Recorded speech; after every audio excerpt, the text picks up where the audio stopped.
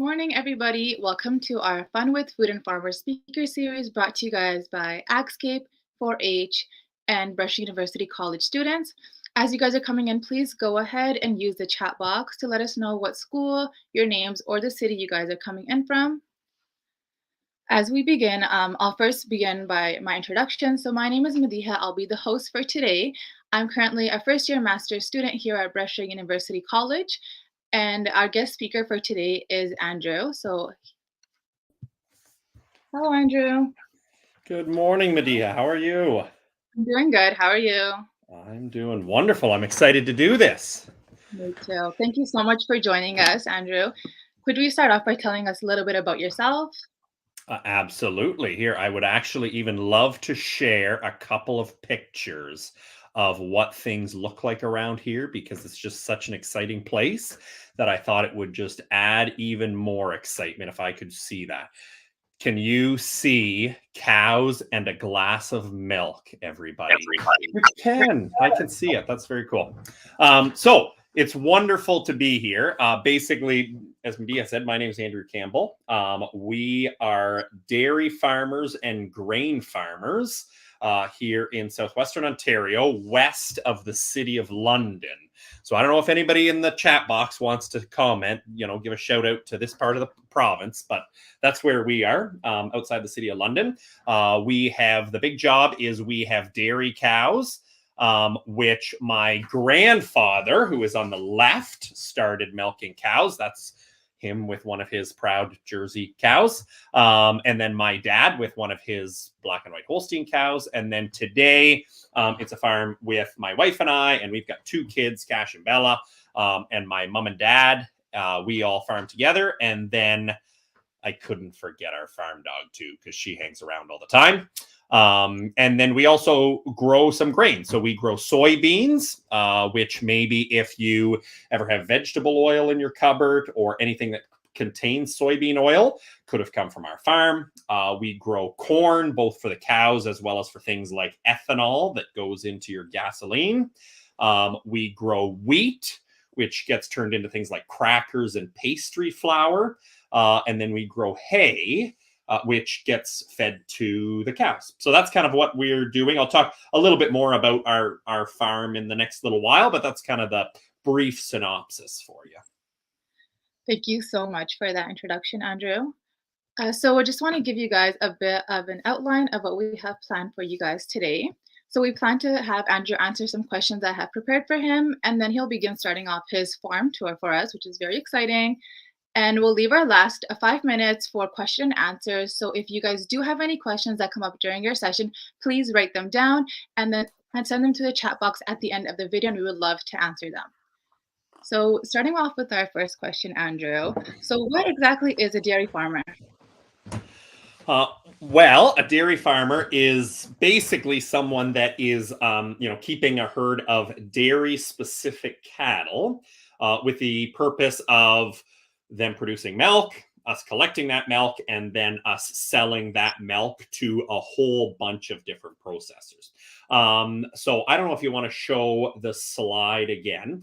This is what the inside of our barn looks like actually right now. And so this is our herd of cows. We milk about 65-ish cows every day. And this type of barn that we have here is called a tie stall barn, which is very scientifically named because we tie them in a stall, hence why they're called tie stall barns. And so basically what a day looks like for me is maybe the best way to describe it is my alarm clock goes off at about 4:30 in the morning. I usually hit the snooze button at least once, sometimes twice, since it is 4:30 in the morning. And then I head out to the barn and I meet my dad, who lives just up the road. And the two of us typically come in and then we kind of get started at chores. So what he does is he goes around the barn and milks cows while there's one more picture of cows outside.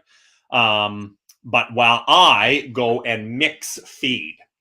And so one of the big jobs with being a dairy farmer is actually keeping them fed all the time. We look after growing all their feed and then mixing it up. So here's a bale of hay that I've got, and it, of course, smells very good. And what I would do every day is I'd take like a bale of hay that we made in the summertime, and I would drop it into this giant mixer that I have. And then I just like keep adding ingredients to that. So it starts with hay, and then it goes to, this is something we do in the fall, where we chop all the corn into what we call corn silage, and then we mix that into the feed as well. That's us storing it. And then we add a little bit of grain to kind of balance out the energy. And that's basically, what feeding the cows look like. So then it gets mixed in this large mixing bowl, and then I go around and I feed it to all the cows that are in the barn.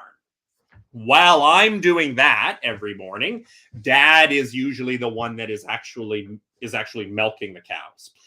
So he goes around, and step one with milking cows is, here's the udder of a cow, and step one is cleaning that udder off, and then taking a couple of squirts to make sure that, oh yep, the milk looks good.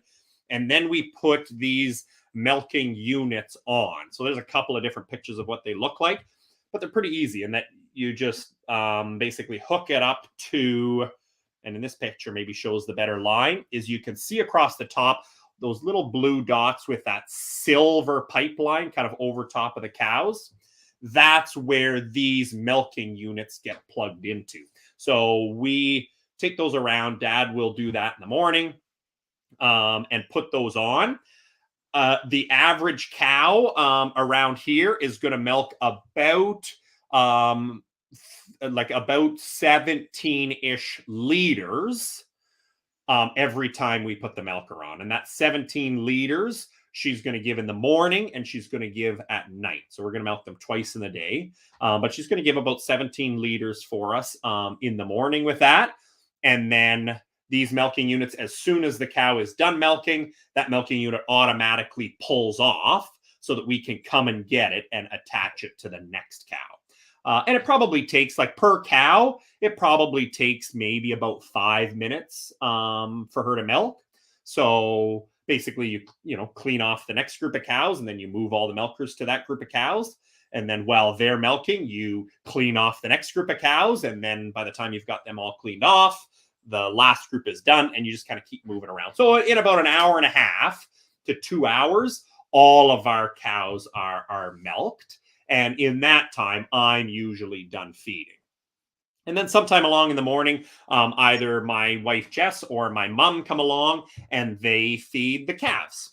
And so the calves are fed mostly milk, a little bit of kind of a protein hay stuff, just to help them grow too. And that's basically what the morning is like. And by 8, maybe 8:30 in the morning, after we got out to the barn just before 5, we're kind of done the everyday routine. So that kind of stuff has to happen 7 days a week, 365 days a year. It is basically, what we've got to do.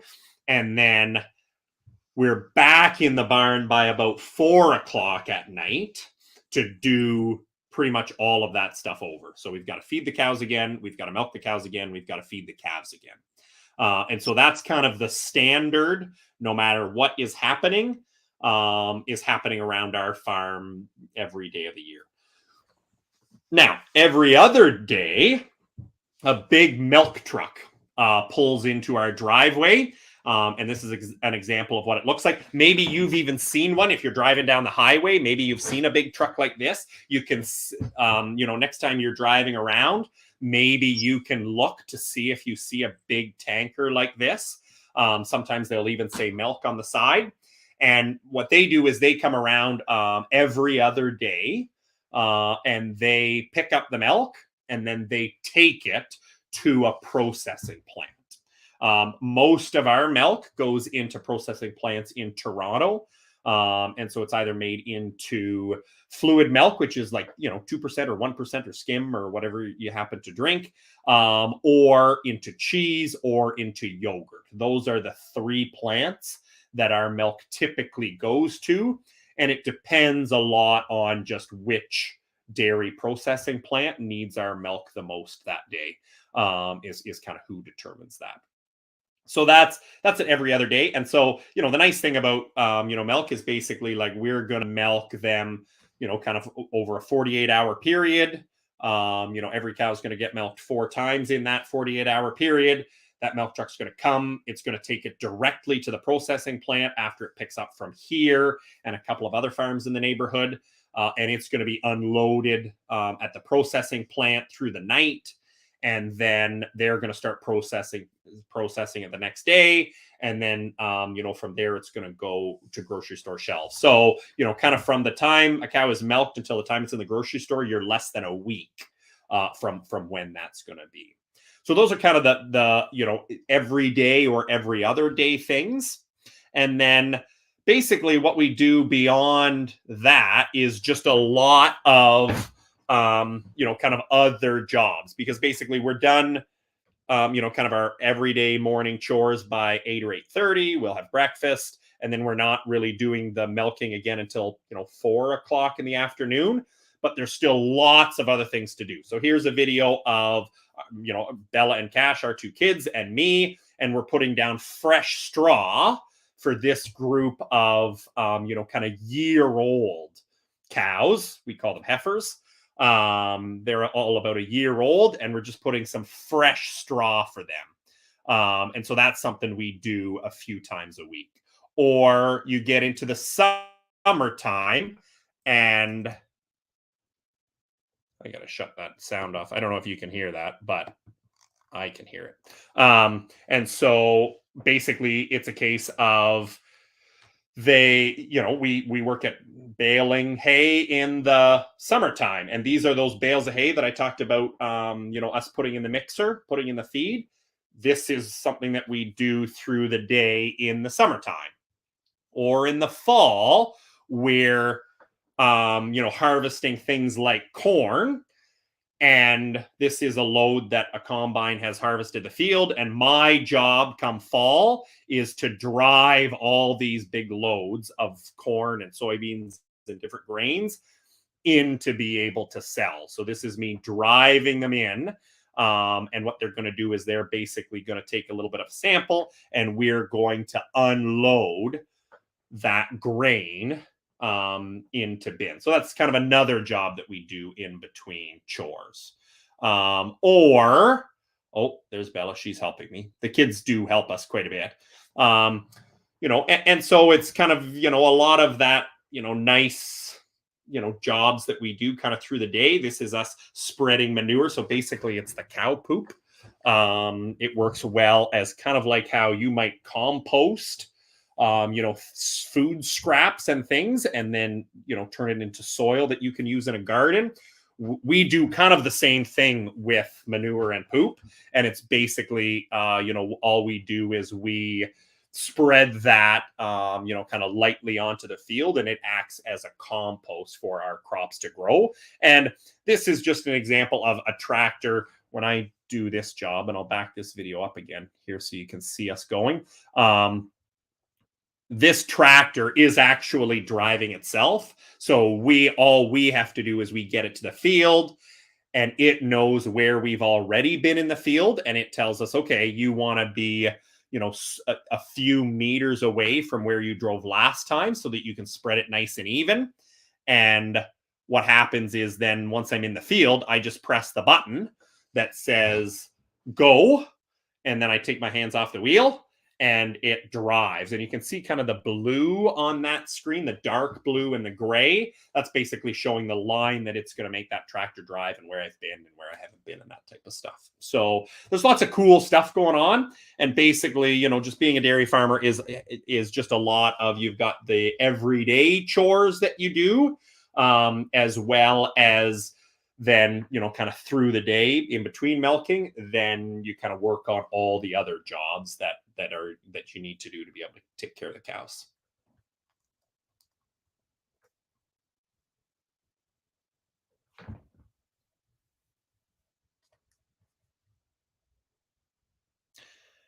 Now I did want to show you two here, if I pull this next one up. So that's all how we have been doing our chores over the last, I've been I've been here farming for a little over 10 years now. My dad, I mean, he's farmed kind of since he was in his 20s, so he's been doing it for 40 some years now. My grandpa, he obviously did it for a long time. So there's a lot of similarities. That self-driving tractors didn't exist for dad or grandpa. They've kind of only come for me, but the basics are the same.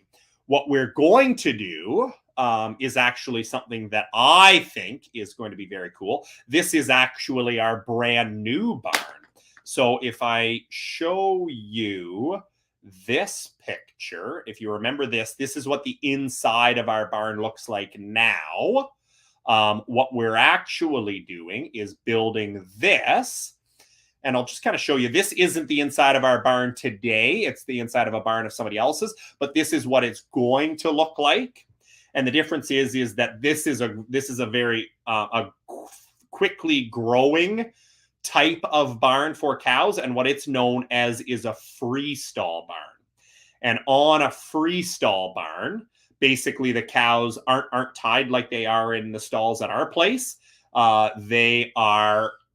They're basically free to roam around. And so they can go to the manger to eat. They can go to the water bowl to drink. They can roam around with each other here. They can kind of go lay down. There are still stalls there that they can go lay down in. They can kind of pick and choose. Whereas the tie stall was very much, we come around to bring them feed. We bring them water. We bring everything to them. In this, they're the ones that are going to come and get the stuff they need. The other very cool thing that is fairly new is actually milking robots. So as I said, Dad, every morning, he goes out and he cleans the udder off. Well, here's a robot that the cow has walked in all on her own. She's decided she wants to get milked. And there's kind of scrubbing brushes that are cleaning the udder. And then here is a robot arm. And I don't know if you can see those flashing red lights. That's a laser that is just detecting where everything is. And what it's doing basically is it is hooking up the milker. And now it's going to sit there and it's going to milk that cow for that, kind of 5 or 6 minutes. And then the cow's going to leave. So it's actually a very different way of milking cows. It's going to be a big change for us. But this is becoming a very modern dairy farm using this, because now all of a sudden, we can spend a little less time on the job of milking, and instead focus on the other jobs of, looking after cows and, looking after the field work and all that kind of stuff. We have a little more time to focus on that. So we're in the process of building it right now. And, we're hoping that by summertime, the cows are going to decide when they want to get milked, and whenever they want to, the robot will do it for us. So that was a very long-winded answer, Medea, to what does a day look like for me, but hopefully it's kind of, it gives you a bit of an idea. So Thank you so much for that, Andrew. No, I'm sure everyone and me have seen something for the first time, especially the new technology for milking and the cleaning. I've never heard or seen that before, so that was really nice to see. So now that you go ahead, sorry. Oh, I was just going to say, it is fairly new. They've been around for 10 or 15 years, but nowadays, within the last few years, they are growing very quickly and becoming very popular as something to have on a dairy farm. So now that you've showed us your dairy farm, that was so nice to see. Maybe we can have a quick question and answer period. So if anyone has any questions, please do send them in the chat box. For now, we can get you started with first question I have for you, which is, why did you decide to become a dairy farmer? Ooh, why did I become a dairy farmer? That's a great question, because what I actually went to school for, I did not go to school for agriculture. I don't have a degree in that. I have my education is in journalism. So I was on the radio for several years, and I was the one that read the news in the morning on the radio for a while. But pretty quickly, I did that in town, and I grew up here on the farm. I actually grew up right here in this house. And pretty quickly, I realized I am not a city kid. I like living on a farm. I also like being my own boss. And so being a farmer is exactly like, you own your own business.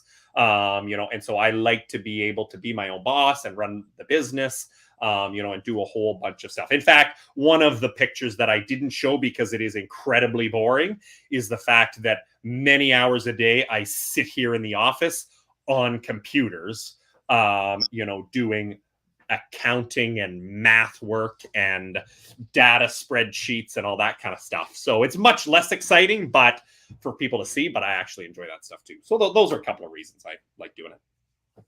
That's so nice to hear. It's really different, like changing from what you expect your future to be and then like what you actually end up with. And it's rather something that you really like. And then it has all that accounting and math aspects you probably weren't expecting either. Well, you know what? So in school, I liked math. I was okay at math, but I didn't like it enough to go like to be an accountant or do anything like that. So this is a really nice mix, is that I can sit at the computer, I can do math for a little while, and then I can be like, I need fresh air, and I can go outside and I can, kind of work with the cows or something. That is so nice, honestly. So we have one question from one of the kids, and it's, do your kids also want to be dairy farmers? Ooh, that's a good question. At this point, my son would like to be an NHL player. Oh, I'm not sure what his backup is yet, but he's definitely going to need a backup. And my daughter would like to be a horse trainer. So they both they have not said they want to be dairy farmers yet, but the nice thing is they seem to like helping, and I really like having their help, with certain jobs. So maybe they'll be dairy farmers on the side. I don't know. those two are very like exciting careers. So I do wish them luck with those. Those are amazing. Yeah, I Our would I next, would absolutely love if one was an NHL player, but I'm not going to hold out hope. So so our next question we have is, do you need a degree to be a dairy farmer? Oh, what a great question.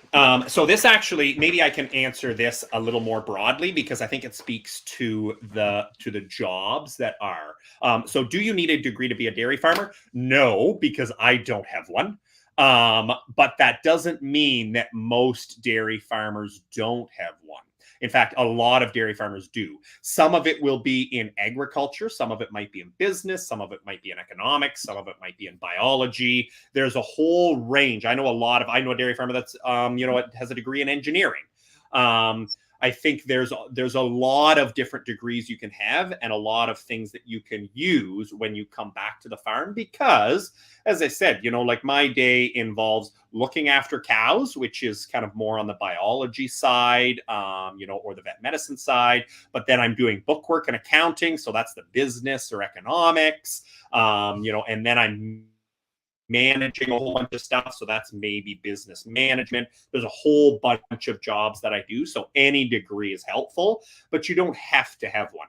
Now, that being said, there are a lot of degrees in agriculture that are out there that also lead to jobs that aren't farmers. So I think a lot of people think that, well, I don't want to be a farmer, so therefore I don't want to go into agriculture. And I got to tell you, that is a long way from the truth because sure, there's lots of farmers, but there are a whole bunch of jobs that are all about helping either farmers or food processors or all types of stuff. So if I look around our place, in any given week, I deal with an accountant that deals only in agriculture. So they have an agriculture background, an agriculture degree, and then went into accounting. So they help farmers with their accounting. I've got a lawyer who focuses in agriculture. So there's two things. I was talking about those robots, those milking robots. That's a robot technician that does that. They're not farmers, but they help us farmers, with that. And the nice thing is that all these jobs, within agriculture, we're working and producing food 365 days a year. So it's a pretty stable industry to be involved with. And then we've also got delivery truck drivers and mechanics, and engineers and maintenance folks. And we've got like a huge range of people that are coming and going from our farm that I talk to on a regular basis, that are all helping us, that maybe don't have their own farms, but have degrees or have wanted to work in agriculture, if that makes sense. It's so nice to see like that there's so many like careers that can come out of agriculture, because I know some of us just think it's just farmers. So it's so nice to see that your multiple degrees could be used within like the field of agriculture. Very much so. And actually is one of those where, the last I heard is that within Canada, like we need 100,000 more people working in agriculture in the next few years in all of those things that I talked about, just because there is a shortage and there's so much to do. I mean, we're an industry that is producing food, and consumers are going to need food. We all need to eat every single day. So that stability of that career being there for a long time, is definitely something that had honestly helped attract me to become a dairy farmer too. I do hope that it does attract more people in the future, and that it's a career people look towards coming out of high school or even in university. So our next question is from Jordan. It is, with your journalism background, do you have any thoughts on how social media has given farmers the power and responsibility to connect directly to end consumers? Yeah, thanks, Jordan. That's a great question. And I actually love using social media to share things like this picture of our dog, or this picture of somebody milking, or this video of stuff that's happening around our farm. All that kind of stuff is things that I hope that for you, as people who haven't grown up on a farm or haven't visited a farm or do anything, can have a look.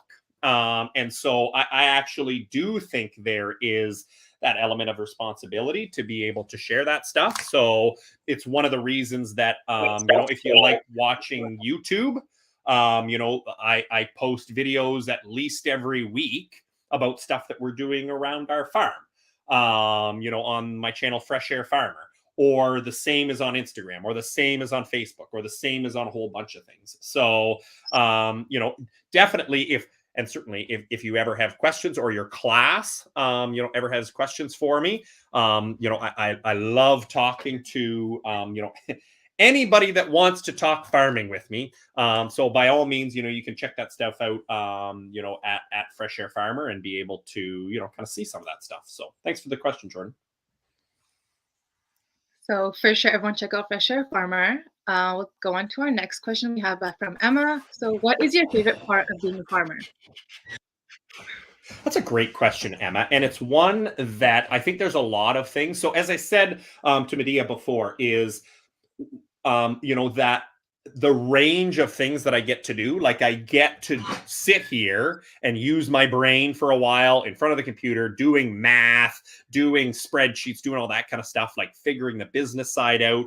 But then when I get tired of doing that, I can go and I can drive a tractor for a while. And then I can go and I can look after cows for a while. And then I can have, our kids come off the school bus and they can help, so that it can be kind of a family job. I think just that range and being able to do it as a family are really, big things for why I like being a farmer. And to be honest, producing food, I find to be a big responsibility that I really enjoy doing. When that milk truck that I talked about earlier, when it leaves our farm,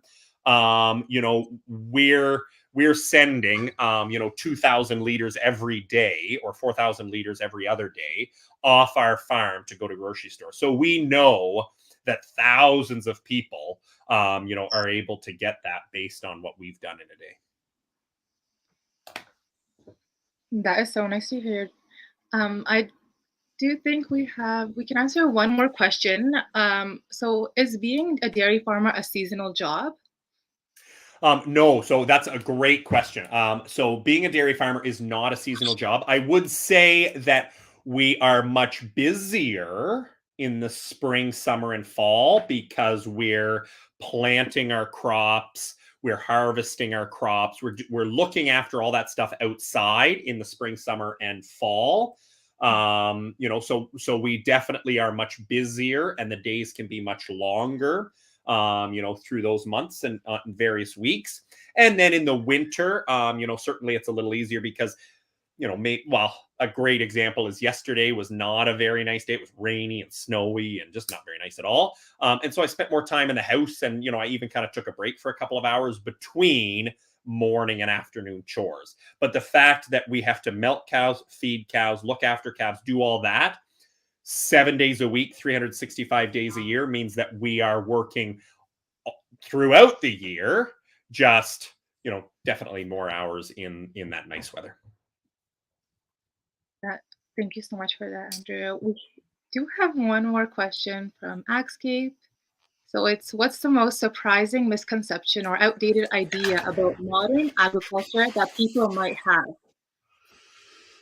Oh my goodness. What a way to end a question or end a session, because that's such a big question, because I certainly think to pinpoint like what's the most surprising single misconception, I think is almost impossible to do. But all I would say is around that is I think that certainly for farmers, as a farmer myself, and knowing lots of farmers, like in Canada, like 1 to 2% of the entire population is farmers. So that means 98 to 99% of people are not farmers. In fact, the majority of those people don't even know a farmer. And so I think the biggest misconception, or the biggest bundle of misconceptions are tied to the fact that people don't know a farmer who they can talk to or see or have their questions answered. And so, like, congratulations to you for jumping on this farm tour and want to learn more about where food comes from, what agriculture is, all of that kind of stuff, because I think this is step one. And it just goes into more of the case of, are there other opportunities to, find a farmer through organizations like AgScape, Farm and Food Care, and a whole bunch of different things that can connect you directly to a farmer, so that then when you do have questions, when you do have something that you're not sure about, you don't like what you heard, you can go directly to the source, and have your questions answered. Because that's certainly one of the things I love doing is, like, there's no such thing as a dumb question, and there's no such thing as a too hard question. I just love being able to talk about what we do, and hopefully it helps you better understand where your food comes from. Thank you so much for answering. That was our last question for our session today. And so I want to thank Andrew so much for joining us today, and everyone for tuning in and listening to our event today. I do hope you guys got some insight on farming and the actual career of agriculture.